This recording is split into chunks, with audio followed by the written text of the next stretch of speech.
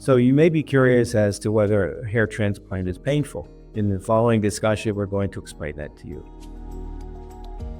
So I'm Dr. Anthony Farrell. I'm the Director of Philadelphia Hair Restoration, and sitting with me is Dr. Ken Nam, who's the Associate Director. Watch to the end of the video. We will share some tips on how to accelerate the healing process. So are hair transplants painful? The answer is initially we have to inject the scalp with local anesthesia to get it out. So those initial injections are somewhat painful, but we help with that by giving you free medication, which involves some kind of analgesic or pain pill, and we get often a sedative by mouth. Most of the hair transplantation we do, 95% of it, patients are awake but sedated with medication. So therefore the injections are subdued by the medication, and after a couple of minutes of the local anesthesia, the scalp is entirely numb, and the whole procedure from beginning to end is painless after those initial injections. How is the post-op pain compared between FUE and FUT? So FUE is much less invasive than our FUT, since everything is done out follow to the unit extraction one by one.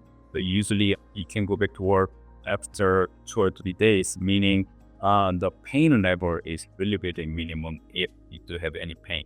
FUT, on the other hand, since we are dealing with the strip method, we do have to do the stitch after we take the donor strip off, and you have to come back in office to remove the suture after 2 weeks. So FUT might get a little bit more painful than FUE because you're gonna have stitches for up to 2 weeks. So in terms of being concerned about discomfort, the really slight temporary discomfort experienced in either of these two procedures is well worth it at the end if you're looking for the results that you came in to ask for in the first place, which is some hair on your head.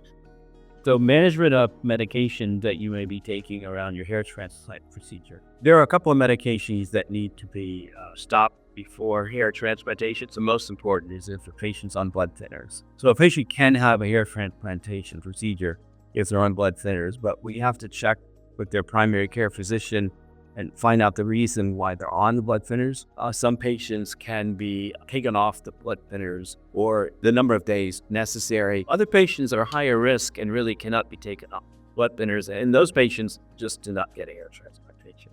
So blood thinners are big, we manage that.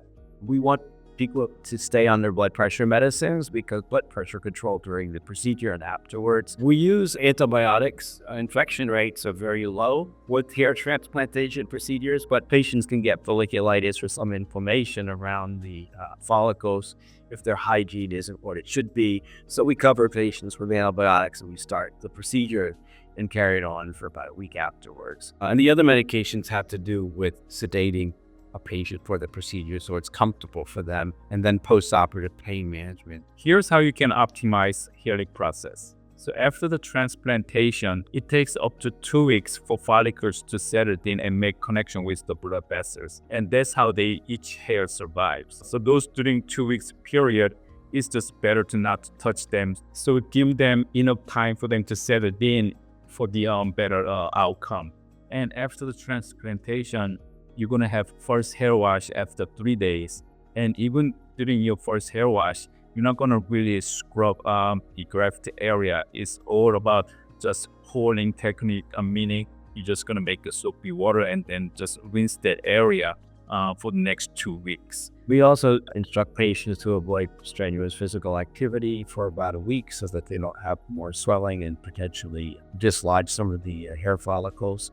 We tell them also in our post-operative instructions to not wear a tight cap. They can wear a loose cap, take the medications that we mentioned earlier to minimize infection. Other than that, they can live a relatively normal lifestyle and let the hair grow. The outcome of any surgical procedure is shared between the surgeon who's performing a procedure and the patient's post-operative care. And then you are ensuring you're helping maximize your final result and will then get the result that you should get, which is a beautiful hair transplantation.